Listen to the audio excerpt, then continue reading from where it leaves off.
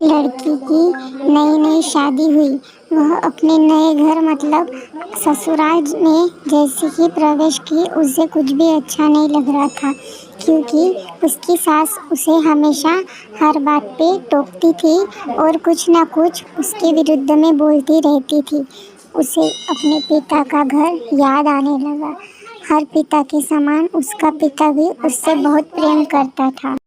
उसकी सास उसे मारती थी, पीटती थी, जब मन हुआ घर से बाहर निकाल देती थी। उसकी सास उस पे बहुत अत्याचार करती थी, बेचारी फिर भी सब कुछ सह लेती थी।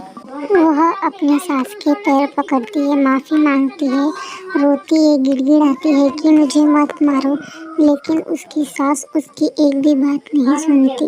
तभी वो अपने माता पिता को फ़ोन करती है, सब बात बताती है कि उसे कैसे मारा उसके ससुराल वालों ने।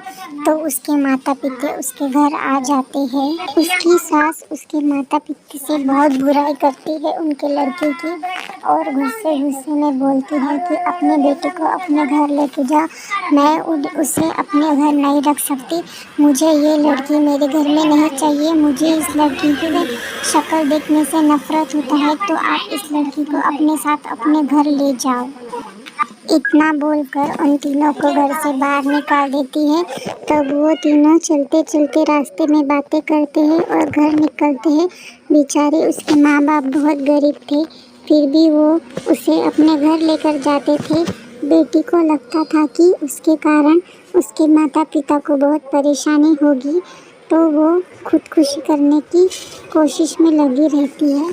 उसे लगता है कि उसके वजह से उसके माता पिता बहुत परेशान हैं।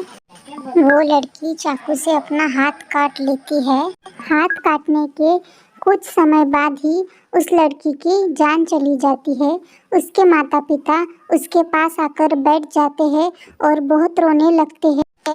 उसके माता पिता उसे अस्पताल लेके जाने के लिए सोच रहे थे कि उन्होंने देखा कि उनकी लड़की मर चुकी है, इसलिए वो फुट फुट कर रो रहे थे।